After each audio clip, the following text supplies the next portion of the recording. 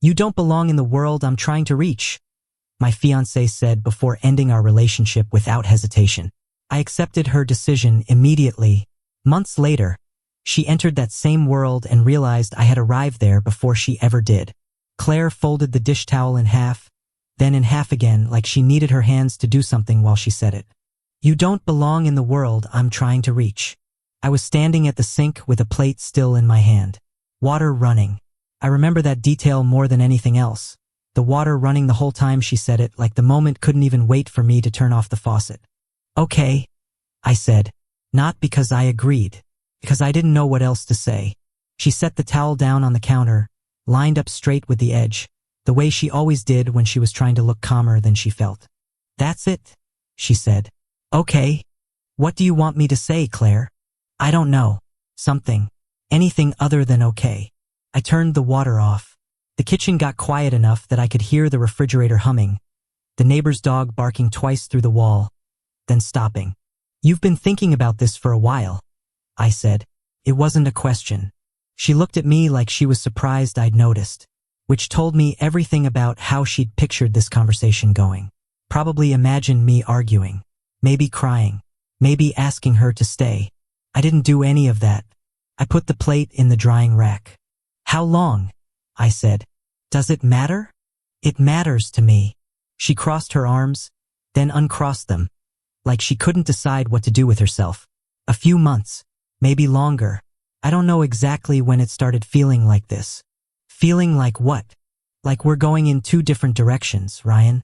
Like you're happy exactly where you are, and I'm not. And I don't think that's a bad thing about you. I just think it means we want different lives. I wanted to ask her what that meant specifically, what life she thought I wasn't good enough for. But some part of me already knew, and asking would only give her the chance to explain it in a way that made her sound reasonable. She was already reaching for her keys on the counter. The ring was still on her finger.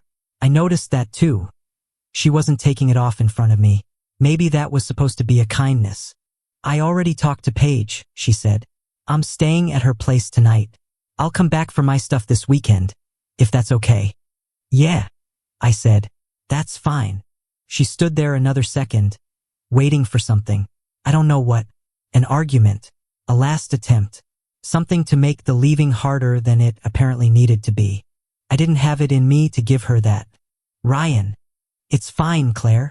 She left through the front door instead of the one that led to the garage, which meant she wanted the walk to her car to feel final. I watched her taillights through the kitchen window until they turned onto Providence Road and disappeared behind the row of crepe myrtles the HOA had planted the summer we moved in. I stood at that sink for a long time.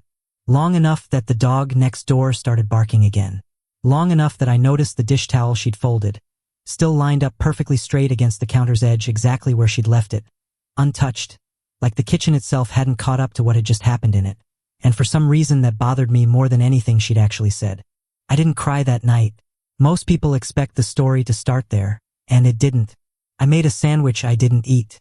I watched 40 minutes of a show I couldn't tell you anything about now. I went to bed on my side, out of habit, even though there was nothing stopping me from taking up the whole thing. Around 2 in the morning I woke up and her side of the closet was still full. Her makeup was still on the bathroom counter. Her toothbrush was still in the holder next to mine, and I remember standing in that bathroom doorway just looking at it, because it seemed strange that something so small could still be sitting there like nothing had happened when everything had. I didn't call anyone. I didn't text my brother or Marcus or anybody who would have come over and sat with me and said the things people say. I told myself I didn't need that. I told myself I was fine. I believed it too. That's the part one still think about. I actually believed I was fine. 3 days later I found the folder. It was sitting in the top drawer of her nightstand, the one she always kept locked, except she'd forgotten to lock it before she left. Or maybe she hadn't cared anymore. Inside was a stack of printed pages, an email chain, a firm name I didn't recognize, Whitfield Callaway Group, and underneath it, a phrase circled twice in her handwriting. Founders Circle Gala, invite only. I sat on the edge of the bed we'd shared for 4 years and read through 6 months of emails between Claire and a recruiter named Denise. All of them about a world I didn't know she'd been trying to get into. Private equity, development deals, names of people who apparently mattered in Charlotte in a way I'd never once thought about. There was a sentence near the bottom of one email that stopped me. I just need to get in front of the right people. Once I'm in that room, everything changes. I sat there holding those pages for a long time, and the strangest thing wasn't the anger. It was how small I suddenly felt in my own bedroom, in the apartment I paid half the rent on, holding proof that my fiancé had been quietly building an entire future that had no room in it for a guy who managed inventory logistics for a flooring distributor off Nation's Ford Road. I put the folder back exactly where I found it. I didn't tell her I'd seen it. Not that week. Not for a long time after that. If you enjoy real stories like this, subscribe. Because what happened next changed everything for me. People who only heard about the ending always assumed we'd been fighting for years. That it had been building, obvious. Something anyone could have predicted if they'd been paying attention. That's not true. For most of it, we were good. We met at a mutual friend's barbecue in Dilworth. The kind where somebody's cousin brings a cornhole set nobody asked for, and there's a cooler of White Claw sweating in the grass. Claire showed up late, in scrubs, straight from a 12-hour shift at the marketing agency she worked for back then. She used to joke that marketing hours were somehow worse than actual medical shifts, and she sat down next to me before she even said hello, like she'd decided something about me before we'd spoken a single word. "You're the logistics guy," she said. "Jerry told me about you. Jerry talks too much. He said you're boring. Jerry's not wrong." She laughed at that, this short, surprised laugh, like she hadn't expected me to agree with her. We were together 11 months before I proposed. It wasn't rushed. It felt inevitable, the way certain things do when you're not forcing them. Our Sundays had a rhythm. Farmer's market on 7th Street if the weather held, then common market for coffee, then whatever she wanted to watch, curled into my side on the couch with her feet always somehow ending up cold against my leg no matter what temperature the apartment was. She used to leave sticky notes on the bathroom mirror. "Nothing dramatic. Good luck today. Don't forget the thing with your mom. Once just, you're not boring. Jerry's an idiot." I kept that one in my wallet for 2 years. We talked about the wedding sometimes, in the loose way people do before they've picked a date. She wanted string lights. I wanted it to be over quickly so we could get to the part where we were just married, just us, nothing to plan anymore. "You're impossible," she said once, laughing, flipping through a magazine of venues neither of us could afford. "You don't care about any of this. I care about you. The rest is just logistics. Everything's logistics to you. It's a good system. Never let me down yet." She'd smiled at that, but there was something underneath it I didn't catch at the time. A flicker, quick, gone before I could name it, like she'd wanted me to argue that this specific thing mattered more than logistics, like she'd wanted me to want more than I seemed to want. I didn't notice it. Not really. Not until much later, when I went back through memories the way you reread a text looking for a tone you missed the first time. That was the spring she started talking about her boss's boss. A woman named Diane who drove a car Claire could describe in more detail than she could describe most people. Claire started staying late at work. Not dramatically. An hour here, 90 minutes there. She started using words I didn't recognize. Deal flow, carried interest.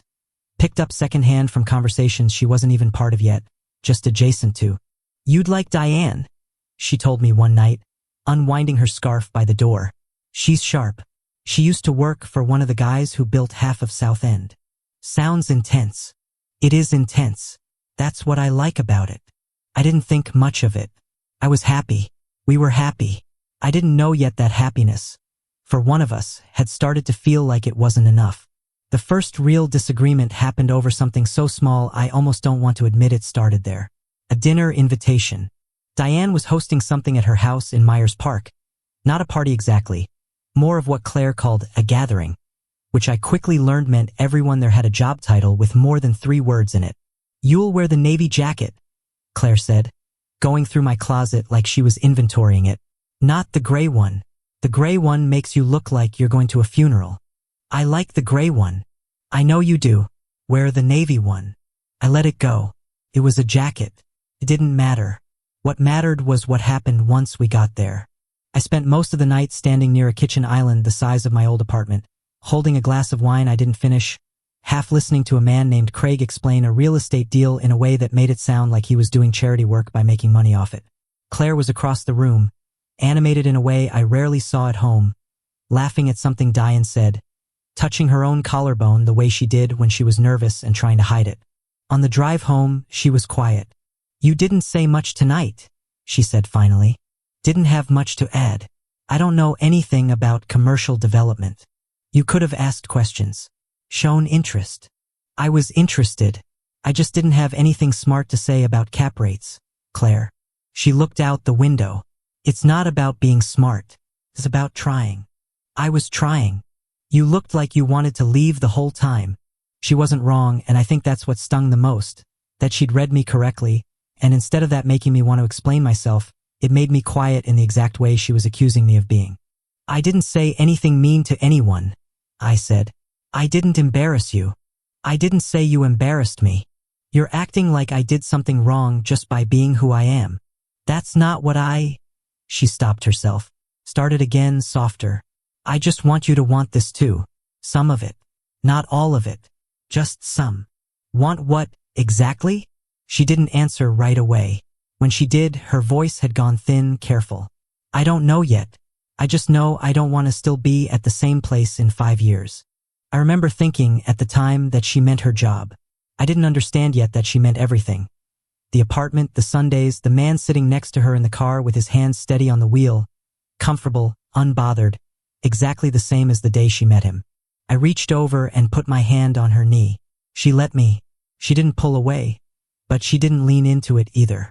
"I'm proud of you," I said, "for wanting more." "I know," she said. I didn't ask what she was thinking. I told myself it wasn't the right moment. I wonder now if there ever would have been one. By the fall, the small things had started stacking on top of each other in a way that was easy to miss if you weren't looking for a pattern. Claire got promoted to account director in September. It should have been a celebration, and it was for one dinner at a steakhouse in South End she picked because the right people eat there. But by the following week she was already talking about the next thing. A director role opening up at Whitfield Callaway. "It's a stretch," she admitted, scrolling through the job posting on her phone at our kitchen table. "But Diane says she'll put in a word. If I get it, it changes everything." "Changes it how?" "Ryan, it's private equity. It's a completely different tier." Diane herself had made a similar jump 2 years earlier, leaving the same marketing world Claire worked in now for a business development seat at Whitfield Callaway. Proof, in Claire's mind, that the door wasn't as closed as it looked. I nodded like I understood the distinction, even though to me a job was a job, and I'd never once organized my sense of the world into tiers. My own work had gotten heavier that same month. A regional distribution contract fell through, and I picked up the slack managing 3 warehouses instead of 1, which meant 6 a.m. starts and dinners eaten standing up at the counter, usually alone, because Claire was at another networking thing, or on a call with Diane that ran long, or just grabbing a quick drink with someone whose name I was supposed to remember but never did. We stopped doing Sundays the way we used to, not all at once. It thinned out the way a signal fades the farther you drive from the tower, first the farmer's market, then the coffee, until eventually Sunday was just another day one of us spent working while the other one slept in. My mother noticed before I said anything to her. "You look tired," she told me on the phone one night in October. "Is everything okay with you and Claire?" "We're fine, Mom. Just busy." "Busy's not the same as fine." I didn't have an answer for that, so I changed the subject. Claire's family added its own weight without meaning to. Her father had grown up with nothing in Gastonia and built a modest HVAC business into something that let her go to college without loans, and I think some quiet, unspoken pressure lived in that. An idea that success wasn't optional, that going further than the last generation wasn't a preference but an obligation. She never said it in those words. She didn't have to. I heard it every time her mother asked, at Thanksgiving, in front of the whole table, whether Claire had heard back about that big opportunity yet. "Not yet," Claire said, cutting her turkey with more focus than the task required. "Well, good things take time," her mother said, in a tone that suggested she didn't fully believe it. Claire didn't say anything on the drive home. I didn't either. There was a version of that silence that could have been comfortable, the kind 2 people share when they don't need to fill it. This wasn't that. Somewhere around exit 33, she finally spoke. "I told Diane I could start interviewing in December if the role opens up." "Okay," I said. "That's good, right? If it's what you want." "It is." "Then I'm happy for you." "You don't sound happy." "I am, Claire. I just don't know what you need from me right now. Tell me what that looks like, and I'll do it." She didn't answer for a long time. When she finally did, her voice was quieter than I expected, almost like she was admitting something she hadn't planned on saying out loud. "I don't think you can," she said. I looked over at her. She was staring straight ahead at the road, hands folded in her lap, and there was something in the set of her jaw that told me this wasn't the whole sentence, that there was more sitting behind it, something she'd decided, at least for tonight, not to say. I didn't push her. I should have. November settled in quiet and gray, the kind of Charlotte cold that never commits to actual winter, just sits there damp and half-hearted. Claire got the interview. She told me on a Tuesday, standing in the doorway of the bathroom while I was brushing my teeth, like it was easier to say if she wasn't fully in the room with me. Diane came through. First round is next Thursday. I spit, rinsed, looked at her in the mirror instead of turning around. That's great, Claire. Seriously. Yeah. She was already looking at her phone. I need to figure out what to wear that doesn't scream I'm trying too hard. You'll figure it out. You always do. She almost smiled. Almost. That was the shape of most of our conversations by then, almost warm. Almost the way we used to talk. Like we were both doing an impression of two people who liked each other, hitting the right notes without any of the feeling behind them. I noticed things I hadn't let myself notice before. She started keeping her phone face down on the counter. She'd always done that, actually, but I'd never paid attention to it until it started meaning something. She'd take calls in the bedroom with the door mostly closed, not all the way, just enough that I could hear the tone of her voice. Bright, careful, performing, without hearing the words. One night I asked her, straight out, standing in the kitchen while she reheated leftovers she wasn't really eating. "Are you happy?" She didn't answer right away. The microwave hummed between us, counting down. 42 seconds. 41. "I don't know how to answer that," she said finally. "That's not really an answer." "I know." She watched the microwave like it owed her something. "I don't know, Ryan. I'm tired. Works a lot right now. Can we not do this tonight? When's a good night?" She looked at me then, and for a second I saw something honest cross her face. Something tired and a little scared, before she folded it back up. "I don't know," she said again, quieter. "Soon. Just not tonight." The microwave beeped. She took her plate and ate standing at the counter, facing away from me, and I let it go, telling myself each time that this wasn't the moment, that pushing would only make things worse, that patience was the same thing as love. I started noticing other things too, small habits that used to belong to us quietly disappearing. She stopped leaving sticky notes on the mirror. I didn't notice exactly when it stopped. I only noticed one morning that the mirror had been bare for a while, and I couldn't remember the last one she'd left. We still slept in the same bed. We still said good morning, good night. From the outside, probably, nothing looked wrong at all. That's the part people don't understand about a relationship ending. It doesn't collapse all at once. It goes quiet first. The silence just gets a little longer each time, until one day you realize the silence has become the whole conversation. She got a call back for a second interview, then a third. Each time she told me with less detail than before, like she'd started keeping parts of that world separate from me on purpose, the way you'd protect something fragile from a room you didn't trust. I asked about Diane once, trying to find an opening, some thread back into the parts of her life she'd stopped sharing. "She sounds like she's become a big part of things," I said. "She's just been really supportive. It's nice having someone who gets it." "Gets what?" Claire paused, like she was choosing the words carefully, the way you'd handle something breakable. "What it feels like to want more than what you grew up around," she said. "You've never had to want that. You already like your life exactly the way it is. That's not a bad thing, Claire." I didn't say it was bad. She looked at me for a long moment. I said it's different. I didn't know what to do with that, so I did what I always did. I let it sit there, unanswered, and I told myself that was patience, when really it was just fear wearing patience's clothes. Late one night, unable to sleep, I found myself standing in the bedroom doorway watching her sleep. Her phone lit up faintly on the nightstand from a notification she wasn't awake to see. "Diane Whitcomb," the screen said. "A missed call. 11:40 at night." I didn't ask her about it in the morning. Some part of me, the part that still believed in the version of us that used to leave notes on the mirror, didn't want to know. She got the offer on a Thursday in early December.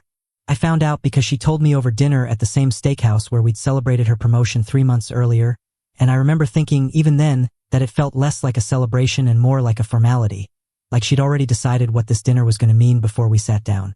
They want me to start January 6th, she said, turning her wine glass slowly by the stem. Director of Business Development. Full benefits, better than what I have now. Better than better, actually. That's incredible, Claire. And I meant it. Whatever else was happening between us, I meant that. Thank you. She smiled, but it didn't quite reach the rest of her face. Diane says the first year is intense. Late nights, travel, a lot of client entertaining.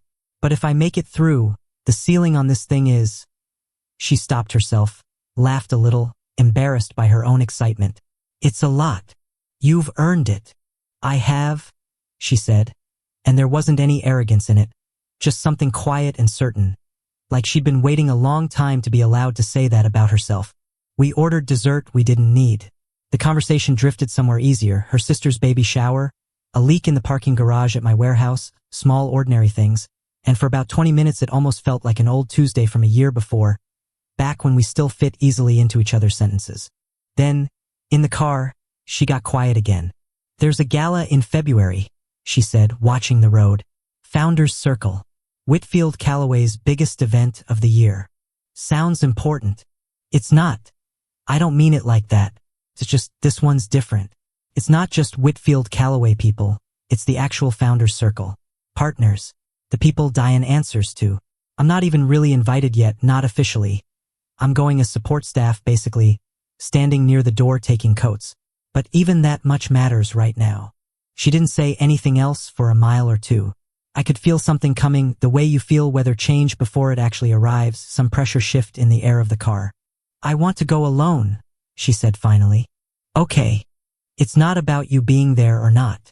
It's that everyone there is going to be, I don't know, at a certain level, talking about deals and boards, and I don't want to spend the whole night worrying whether you're comfortable or whether people are going to ask you things and you're going to feel. Feel what, Claire? She exhaled, long, like she'd been holding that breath since the restaurant. Out of place, she said. I don't want you to feel out of place, and I don't want to feel like I have to manage that all night. There it was. Not shouted. Not cruel, even. She said it gently, almost kindly, which somehow made it worse. So you don't want me there because you think I'll embarrass you. That's not what I said. It's what you meant. She didn't argue. That was the part that told me everything. She just looked out the window, and in the reflection of the passing streetlights I could see her jaw tighten, like she was holding something back that she didn't trust herself to say out loud yet. We didn't talk the rest of the drive home. I parked in our usual spot outside the apartment, killed the engine, and neither of us moved for a second. I need you to know I'm not trying to hurt you, she said quietly. I know. I just don't know how to be two different people. The person who's happy in this apartment on a Tuesday, and the person I'm trying to become. Maybe you don't have to choose. She looked at me then, and something in her face had already decided otherwise. Maybe I do, she said. We went inside. We went to bed. Neither one of us reached for the other, and lying there in the dark, staring at a ceiling I'd stared at 1,000 nights before, I understood, without either of us saying it directly, that something between us had already ended. We were just waiting for one of us to be brave enough to say it out loud. Took her 12 more days. The morning after she told me. After the dish towel, after the water running, after okay. I woke up at 6 like always, because my body didn't know yet that anything had changed. I made coffee for 2 out of habit before I remembered there was only one of us drinking it. I went to work. I don't remember much about that day specifically, except that Marcus, one of the warehouse supervisors, asked me twice if I was feeling all right, and both times I told him I was just tired. Claire came back for her things on Saturday, exactly like she'd said she would. She brought her sister, Paige, I assume so there'd be a witness or a buffer, or maybe just someone to help carry boxes. I stayed in the living room while they moved through the bedroom and bathroom, and every so often I heard something. A drawer sliding open, hangers scraping against the closet rod, and each sound landed somewhere specific in my chest, like she was disassembling the apartment one piece at a time. She left the coffee mug. The one with the chipped handle from a pottery class we'd taken on our second date, the one that was objectively the worst mug in the cabinet and somehow always the one I reached for first. You can throw that out if you want, she said. catching me looking at it as she carried a box past the kitchen. I don't need it. I might keep it. She paused at that like she wanted to say something else, then didn't. Paige came back for one more load. The last box, a lamp, Claire's winter coat still on its hanger, and then they were gone. I stood in the doorway and watched Paige's car pull away, Claire in the passenger seat, not looking back, and something in me understood that this was the real ending. Not the sentence in the kitchen. The quiet, ordinary Saturday afternoon when the last of her things left the apartment we used to call ours. I didn't fall apart in some dramatic way. It would be easier to tell you I did, that I collapsed on the kitchen floor or screamed into a pillow, but that's not what happened. What happened was smaller and somehow worse. I sat on the couch we'd bought together at a Raymore and Flanagan on Independence Boulevard, in an apartment that suddenly had too much space in it, and I didn't know what to do with my hands. I texted my brother, Dean, 3 words. She's gone. Left. He called within a minute. I let it ring twice before I answered. I'm coming over, he said, before I could even tell him not to. He showed up 40 minutes later with a case of beer and a pizza, and we didn't talk about it much that night. He just sat with me, and somewhere around the 3rd beer he said the only thing that actually helped. You don't have to be okay tonight, he said. You just have to be okay eventually. I didn't believe him. Not that night. That week I went through the motions, work, home, moving through the apartment like a stranger in it, avoiding her side of the closet even though it was empty now, avoiding the bathroom counter where her makeup used to sit. 10 days after she moved the last of her things out, I sat down with the folder a second time. It was still in that same drawer. She'd taken the clothes, the makeup, the lamp, but she'd left this behind, either forgotten or simply not worth the trouble of hiding anymore. I read through it slower this time, not looking for evidence, just trying to understand the version of her that had wanted this so badly she was willing to end something to get it. At the very bottom of the stack was a printed invitation. Cream cardstock, gold lettering. The Founders Circle Gala. February 14th. Whitfield Calloway Group. Uptown Charlotte. I sat there a long time holding it, and something in me, quiet, unfamiliar, not anger exactly, something closer to resolve, started to take shape. I didn't know yet what I was going to do with it. I only knew I wasn't going to stay exactly where I was. The apartment felt different in a way I couldn't fully explain to anyone who asked, which nobody really did, because nobody knew yet how bad it actually was. I kept paying full rent on a 2-bedroom built for 2 people. I ate cereal for dinner more nights than I want to admit. I left the television on while I cooked, not because I was watching it, but because the silence in that apartment had a weight to it that I hadn't expected. Something physical, something that pressed against my chest whenever it got too quiet for too long. Work became the only place I felt like myself. 3 warehouses, 140 employees, shipment schedules, and inventory counts. None of it asked anything from me emotionally, and for the first time in months I understood why I'd always liked logistics. Nothing personal was required. Just competence. Just showing up and doing the job in front of you. My mother called every few days. I answered most of the time, though I kept the conversations short. You need to eat something other than cereal, she said, apparently having gotten that detail from Dean, who I was going to have a conversation with about keeping things to himself. I eat other things. Ryan. I'm fine, Mom. You keep saying that. Because it's true. It wasn't, not entirely, but I didn't know how to tell her the truth without also having to sit inside it for longer than I could stand. Christmas that year was quiet. I went to my parents' place in Rock Hill, sat through dinner answering the same careful, gentle questions from aunts and cousins who all seemed to already know and were tiptoeing around it anyway. My father, who wasn't a man of many words, found me alone on the back porch around 9 that night, both of us pretending to look at nothing in particular. You'll be all right, he said. Not a question. Not really comfort either. Just a fact he seemed to believe. I know. You don't sound like you know. I didn't have an answer for that, so I just stood there next to him in the cold, and after a minute he put his hand on my shoulder, once, briefly, and went back inside. January came in gray and slow. I went back to work the 2nd, back to the same schedule, the same warehouses, the same version of myself that knew how to function even when nothing underneath the functioning felt steady. It was my coworker Priya, of all people, who said the thing that stuck with me. We were in the break room on a Tuesday, both of us waiting on the same ancient coffee machine, and she asked, not unkindly, just directly the way she asked everything, how I was doing. I'm getting by, I said. That's not the same as doing okay. No, I admitted. I guess it's not. She poured her coffee, added creamer, considered something before she said it. You know what my dad used to say? Grief makes you smaller for a while. That's normal. The mistake is deciding to stay small because it's familiar. She shrugged, like she hadn't just said something that landed harder than she probably intended. Anyway, meeting in 10. She left. I stood there in the break room a long time, coffee going cold in my hand, turning that sentence over. The mistake is deciding to stay small because it's familiar. That night, alone in the apartment, I opened my laptop for the first time in weeks and did something I hadn't let myself do since Claire left. I looked up the certification program I'd mentioned once years ago, half joking, the operations management credential that would move me out of warehouse floor logistics and into the kind of role that actually built something. I'd never applied. There'd always been a reason not to: money, timing, the vague sense that the life I already had was good enough, that wanting more was somehow tempting fate. I stared at the enrollment page for a long time. Then, before I could talk myself out of it the way I always had, I filled in my name. My cursor sat blinking over the submit button, and for the first time in weeks, something in my chest didn't feel like grief. It felt like the smallest possible beginning of something else. The certification program started the second week of January, 3 nights a week over Zoom after work, plus a Saturday morning session that ate into the only day I used to sleep past 7. I almost quit twice in the first month. Not because it was too hard, exactly. Because it was hard in a way I wasn't used to.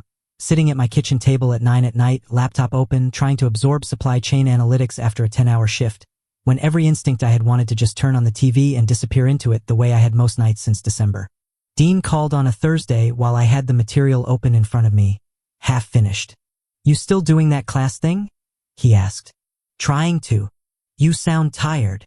I am tired. You sound like you're about to quit. I didn't say anything, which was answer enough. Look, he said, I'm not going to give you some speech.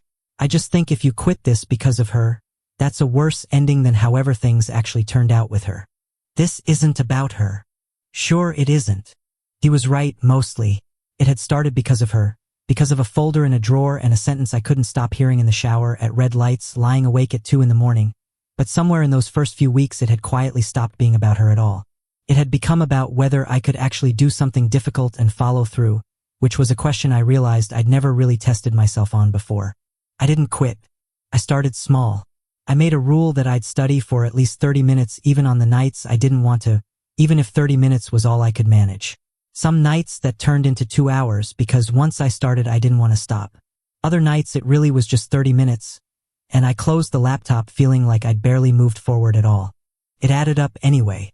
That was the part nobody tells you.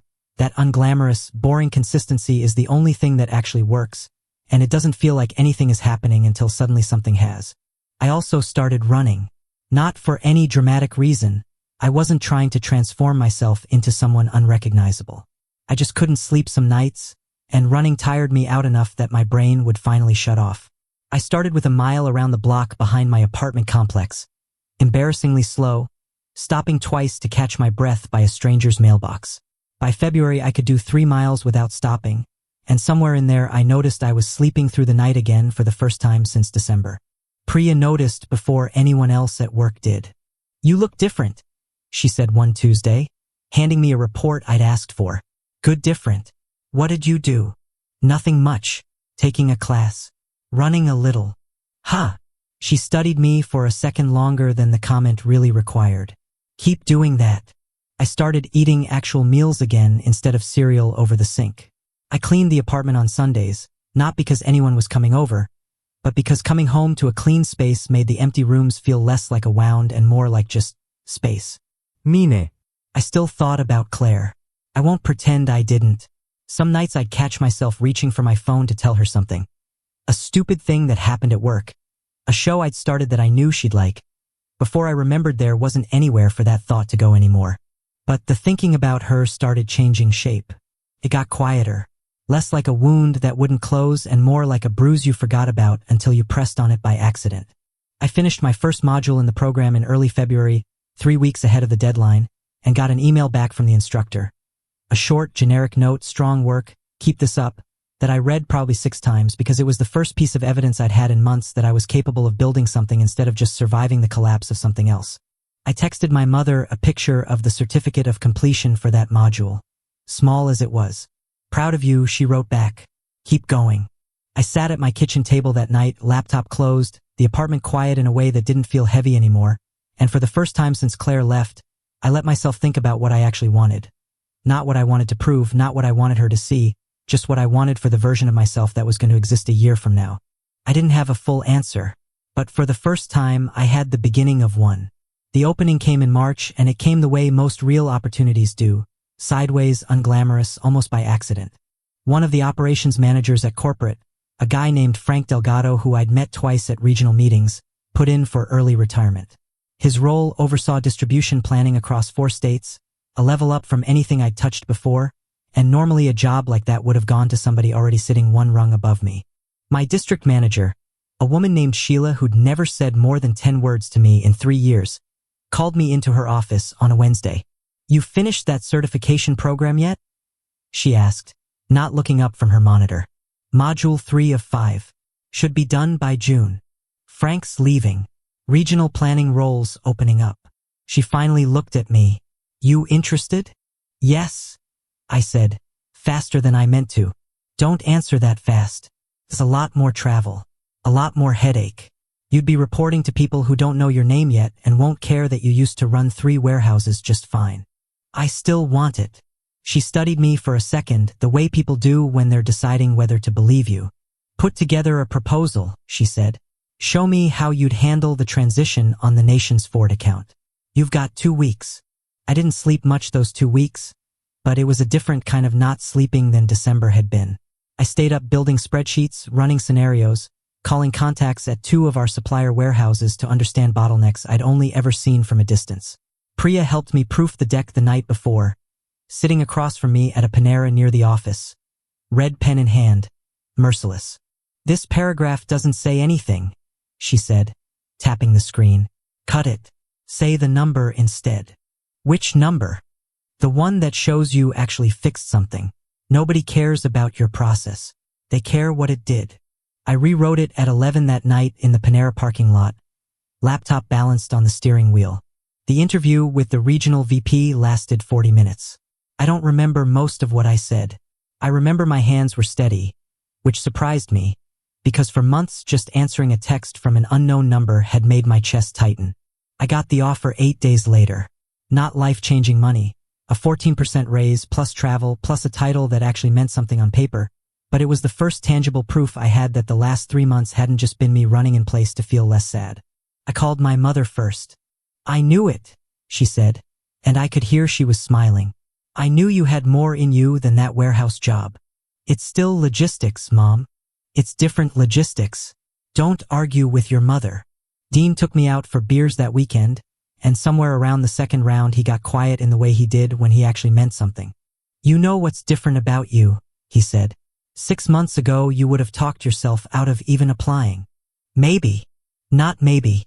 I watched you do it with that district manager thing 2 years ago. You had it. You didn't even try." He was right, and it bothered me a little, the way true things sometimes do. That night, driving home, I passed the exit for Myers Park, the same exit that led toward Diane's neighborhood, toward the world Claire had wanted so badly she'd ended things over it. I didn't feel angry passing it the way I might have in December. I felt something closer to curious, a distant kind of wondering whether she'd found what she was looking for in that world, whether it had made her as happy as she'd believed it would. I didn't linger on it.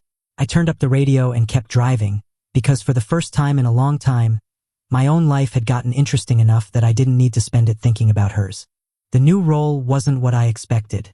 It would be easy to tell this part like a straight climb, promotion, confidence, momentum, done. It wasn't like that.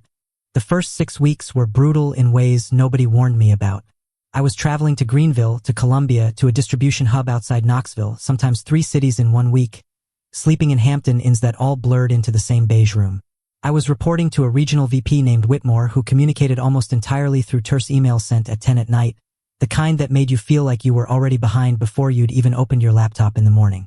I made a mistake in April that cost the company real money, misjudged a transition timeline on the Knoxville hub, left 2 accounts without adequate coverage for 11 days, and the fallout landed on a call with 3 VPs where I sat mostly silent while Whitmore explained, in a flat, controlled voice, exactly how the failure had happened and whose name was attached to it.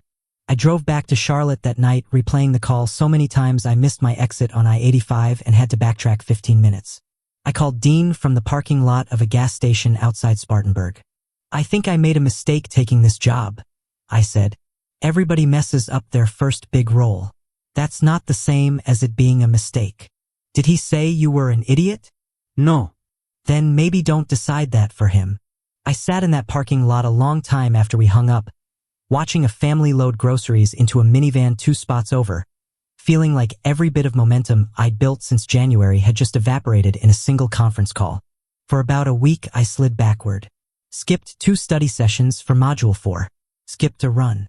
Ate fast food twice in 3 days, standing over the kitchen counter the same way I had back in December, and I remember catching my reflection in the microwave door and thinking, with something close to disgust, don't go back to this. Priya caught it at work the way she caught most things. "You look like December again," she said. Not unkindly, just stating it. "Had a bad month." "1 bad month isn't December. December was 4 bad months in a row." She sat down across from me, uninvited, the way she always did. "What happened?" I told her about Knoxville, about the call, about Whitmore's voice, flat and disappointed, cutting through 11 days of a mistake I hadn't caught in time. "Okay," she said when I finished. "So you messed up. What are you gonna do differently next time?" "I don't know yet." "Then figure that out. That's the whole job. Nobody good has a clean record. They've got a list of what they learned from the mess. It wasn't profound. It wasn't the kind of thing you'd put on a poster. But something about hearing it plainly, from someone who wasn't trying to comfort me, landed harder than sympathy would have. I went back to the material that week. Finished Module 4 10 days late, which bothered me more than it probably should have, and I built a new transition checklist for hub handoffs, one specifically designed so the Knoxville mistake couldn't happen again, and I sent it to Whitmore without being asked to. He didn't respond for 4 days. When he finally did, it was 1 line. "Good. Use this going forward." It wasn't an apology. It wasn't warmth. But it was something, and I understood, reading it twice at my kitchen table, that maybe that was how respect actually got built. Not through some big dramatic redemption, but through quietly proving, one imperfect attempt at a time, that you could take a failure and turn it into something useful. I went for a run that night for the first time in 2 weeks. My legs felt heavy the whole way, and I only made it 2 miles instead of 3, but I finished it, and standing in my driveway afterward, sweating, breathing hard in the cool April air, I felt something I hadn't expected to feel again so soon. Steady. By June, something in me had settled that hadn't been settled in almost a year. I finished the certification, not with any fanfare, no ceremony, just an email with a PDF attached and a small sense of quiet pride I let myself sit with for exactly 1 evening before moving on to the next thing, because that was the person I was becoming. Someone who did the work and then kept going, instead of needing the moment to mean more than it actually did. Whitmore started including me on calls he hadn't before. Nothing dramatic, just a shift in who got copied on which emails, who got asked their opinion in a meeting instead of just given instructions. Small signs, the kind you'd miss if you weren't paying attention, but I was paying attention, because I'd learned that respect in that world rarely announced itself. It just showed up quietly in who the room started listening to. I moved into a 1-bedroom in Noda that June, smaller than the apartment Claire and I had shared, but mine in a way that place had never quite managed to be, even when she was still in it. I picked the furniture myself. Hung the pictures I wanted at the height I wanted them. Small thing. It mattered more than I expected it to. Dean helped me move, and standing in the empty living room afterward, beer in hand, boxes still stacked against the wall, he looked around like he was seeing something for the first time. "This is a good place," he said. "It's small. It's yours, though. That's different than the last one." He was right, and I didn't say anything back, just nodded, because some things don't need a response, just an acknowledgement that somebody else saw it too. I started seeing people casually, nothing serious. A coworker's friend named Alyssa I went to dinner with twice, a woman I matched with on an app who turned out to only want to talk about her ex the entire date. None of it went anywhere, and I found, to my own surprise, that I wasn't in a hurry for it to. I wasn't trying to replace anything.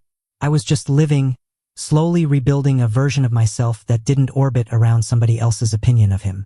I thought about Claire less, Not never, there were still moments, a certain kind of blue sedan on the highway, a song that came on shuffle, a smell of a particular coffee that stopped me for half a second before I kept moving. But the stopping got shorter each time. The bruise had mostly faded into something I could press on without flinching. In late June, Sheila mentioned, almost in passing, that Whitmore had put my name forward for a director track development program the following year.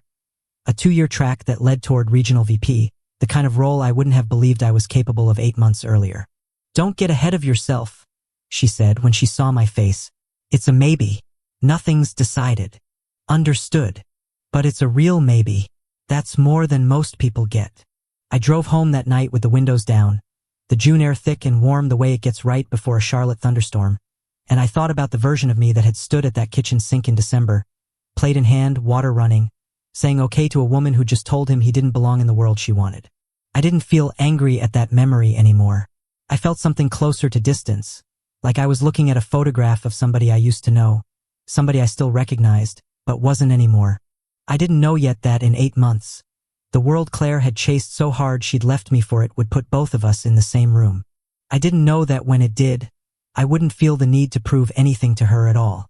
But that June night, driving home with the windows down, I did know one thing clearly, for the first time in a long time. I liked who I was becoming, regardless of who noticed. The email came in the second week of September. Subject line buried under a dozen others I hadn't gotten to yet. "Congratulations, Regional Operations Director, Southeast Division." I read it twice before it actually landed. Whitmore's recommendation had gone through in July, but the timeline moved faster than anyone expected. The director above me took a job in Nashville that same month, and Sheila pushed to fill the seat from inside instead of running a full search. "You didn't need the training wheels as long as we thought you would," she told me in August, and by September it was official. I told Dean about the promotion first over the phone, and he whooped loud enough that I had to hold the phone away from my ear. "Regional Director, you hear yourself? A year ago you were running warehouse floors." "I know. You don't sound excited enough." "I'm excited, Dean. I stopped, not sure how to finish the sentence." "What?" "There's a thing in February. Client event. Whitfield Calloway's putting it on." Silence on the other end, just long enough that I knew he'd made the connection before I said her name. "That's Claire's company," he said. "Yeah. You gonna go?" "I don't know yet." I never did find out if she'd gone to that first gala alone, the one she'd mentioned wanting to attend without me back in December. By the time I thought to wonder, too much time had passed to ask, and it stopped feeling like my business anyway. I didn't know, and for the rest of that fall, I let the question sit somewhere in the back of my mind, unresolved, while the rest of my life kept moving forward without waiting for an answer. My mother threw a small dinner when the promotion became official, just family, at her place in Rock Hill, and my father, a man who'd said maybe 4 sentences to me about Claire in the entire 10 months since she left, pulled me aside on the back porch again, same spot as Christmas. "You did this yourself," he said. "Nobody handed you this." "I know. I don't think you did, actually. Not all the way." He looked at me, steady, the way he did when he meant something. "You spent a long time thinking you weren't enough for somebody. Don't let this promotion be the thing that finally convinces you otherwise. You were always enough. This is just proof other people can finally see it too." I didn't have a response for that. I just nodded, and he let it go, trusting that I'd carry it with me even without saying anything back. I moved into the new role in October.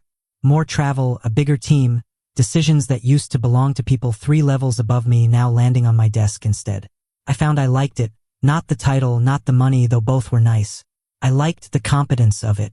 The proof, every single day, that the person who used to fold into himself in an argument could now sit across from a table of executives and hold his ground without flinching.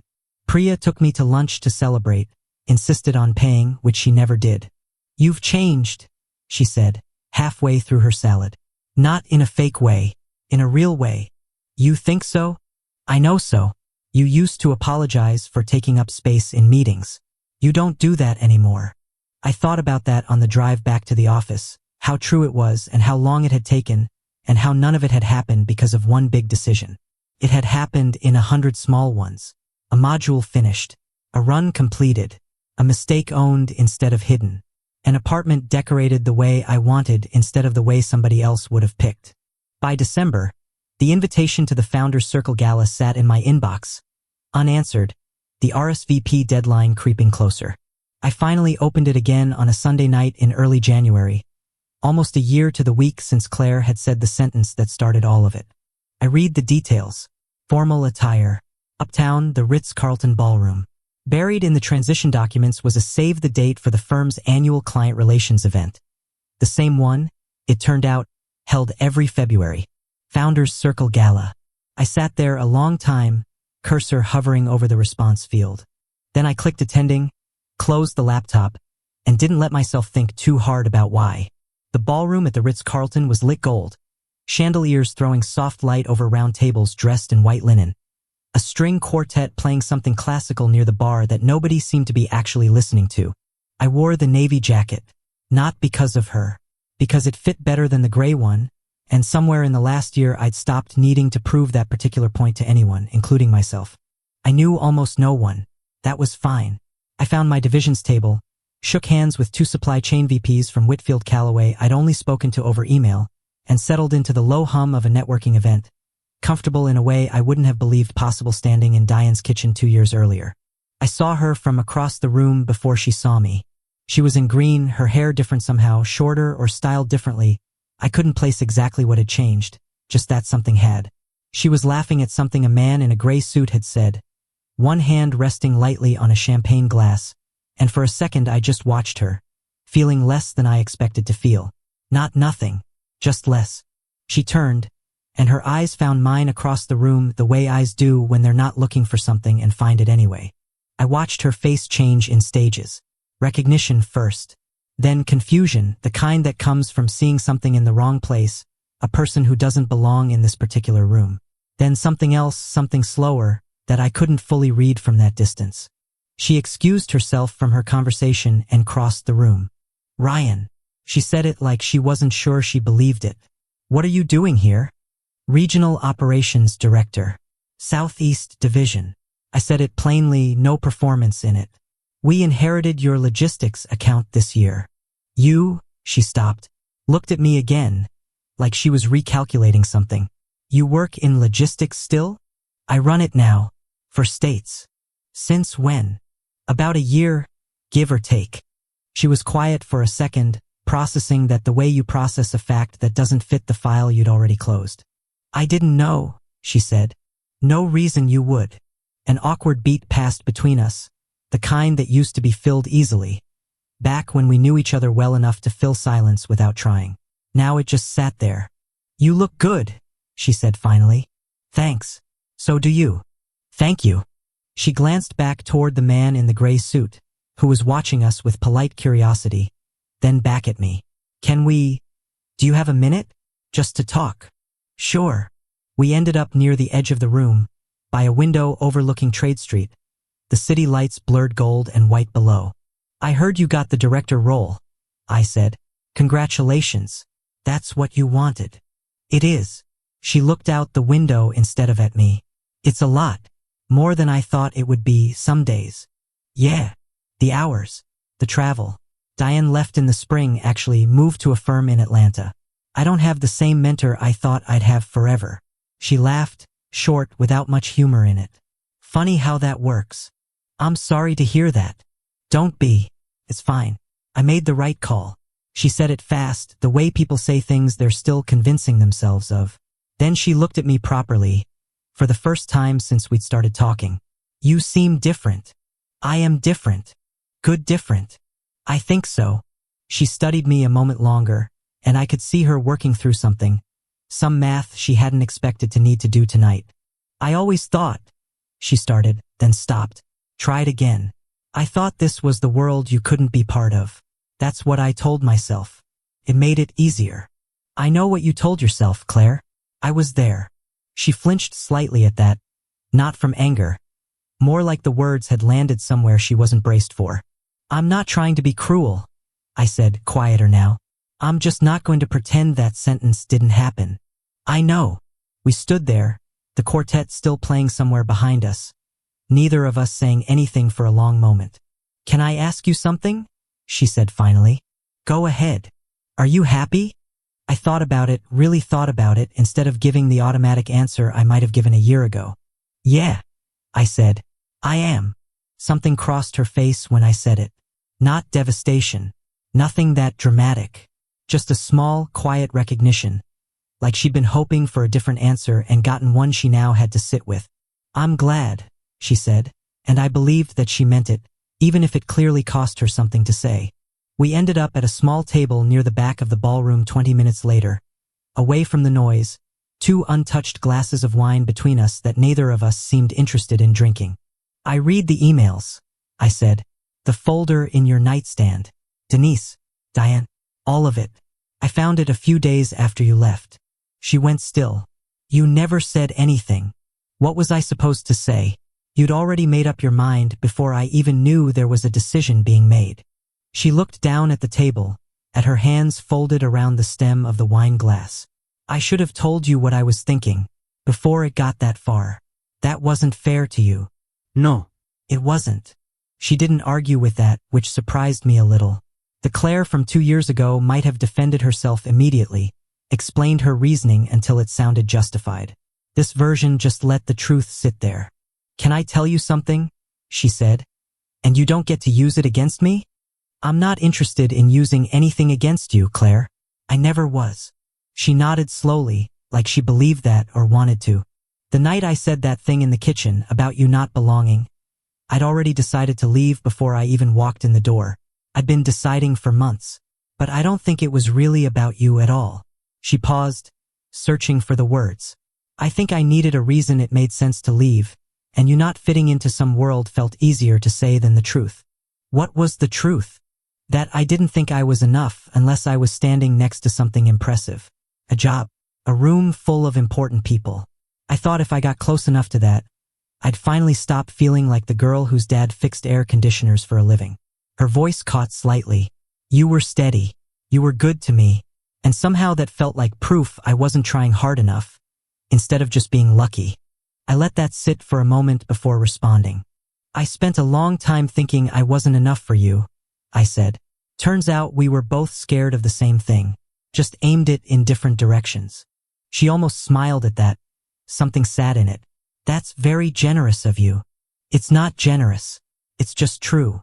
The quartet had shifted to something slower. Somewhere behind us, a group of executives laughed loudly at something, glasses clinking. Is it working? I asked. This world you wanted so badly? She took a moment before answering, like she was deciding how honest to actually be. Some days, I like the work mostly. I'm good at it. She turned her glass slowly on the tablecloth. But it's not what I thought it would fix. I still feel like I'm auditioning for something most of the time. I thought getting in the room would make that feeling stop. It didn't. I'm sorry. Don't be. I did this to myself. She looked up at me. You didn't do anything wrong, Ryan. I need you to know that. This was never about you not being good enough. It was about me not believing I was. I nodded, and something in my chest, some old, tired weight I'd been carrying since December of the year before, loosened slightly, hearing her finally say it plainly. I'm seeing someone, she added, quieter. It's new. I don't know if it's going anywhere. Okay. Are you? Not seriously. Nothing that's stuck yet. She smiled faintly at that, something almost like relief in it, though I couldn't have said relief about what exactly. For what it's worth, she said. I'm proud of what you built. I don't say that to make myself feel better. I mean it. Thank you. I mean it, Ryan. I believe you. We sat there a little longer, the silence between us different now than it had been a year ago. Not heavy, not full of things unsaid. Just two people who used to know each other completely, sitting quietly with the version of the story that had actually happened, instead of the one either of us had been afraid of. I should get back, she said eventually, glancing toward her table. It was good to see you. Really. You too, Claire. She stood, smoothed her dress, hesitated for half a second like there was something else she wanted to say, then decided against it. Take care of yourself, she said. You too. She walked back across the ballroom, and I watched her go, waiting to feel something enormous, some final closing chapter feeling I thought a moment like this was supposed to carry. It didn't come. What came instead was smaller and quieter, and somehow more honest than anything dramatic could have been. I just felt done. In the good way. The way a long project feels done, when you finally set it down and realize your hands are free. I left the gala a little after 11, declining a ride share in favor of walking the 6 blocks back to where I'd parked. The February air sharp and clean against my face after the warmth of the ballroom. Uptown Charlotte at that hour had its own kind of stillness. A few couples walking hand in hand, a street musician packing up his guitar case outside a closed coffee shop. The skyline lit up above the empty streets like it always was, indifferent to whatever any one person below it was going through. I thought about the folder in that drawer, about the dish towel folded twice on the counter, about the sentence that had ended one version of my life and, without either of us realizing it at the time, started another. I didn't feel triumphant. That surprised me more than anything else that night. I'd half expected, somewhere in the back of my mind, that seeing her again, succeeding in front of her, standing in that room as someone she no longer recognized as smaller than her, would feel like something. A win. A closing of accounts. It didn't feel like that at all. It felt like exactly what it was. Two people who used to matter enormously to each other, sitting at a small table, finally telling the truth a year and a half too late for it to save anything, but not too late for it to mean something anyway. I got in my car and sat there a minute before starting the engine. Phone lighting up with a text from Dean. How'd it go? I typed back. Saw her. Talked. It's fine. I'm fine. And you mean that this time? I looked out the windshield at the skyline, at the quiet street, at the whole ordinary night stretched out in front of me with nowhere particular it needed to go. Yeah, I wrote. I actually do. I drove home with the radio low, past Trade Street, past the exit that used to lead toward Diane's old neighborhood, past all the landmarks that used to carry so much weight and now were just streets I happened to be driving on. My apartment in Noda was dark when I got in, quiet in a way I'd learned to welcome instead of dread. I hung the navy jacket back in the closet, made a cup of coffee I didn't really need, and sat at my kitchen table for a while, not doing anything in particular. Just sitting there, in a life that was fully, completely mine. I thought about writing Claire a message the next morning. Something simple, good seeing you, take care, and then decided against it. Some conversations are complete exactly where they end. Adding anything else would only be for my benefit, not hers, and I'd spent enough of the last year learning the difference between the two. I never heard from her again after that night. I don't know if the relationship she mentioned worked out. I don't know if the version of success she chased ever stopped feeling like an audition. Some stories don't hand you an ending with all the pieces accounted for, and I'd come to understand that was all right. Real life rarely closes every loop. What I do know is this. Somewhere between a plate in my hand at a kitchen sink and a ballroom on Trade Street a year later, I stopped needing anyone else to tell me I belonged somewhere. I built a place I belonged instead, and it turned out to be enough all along.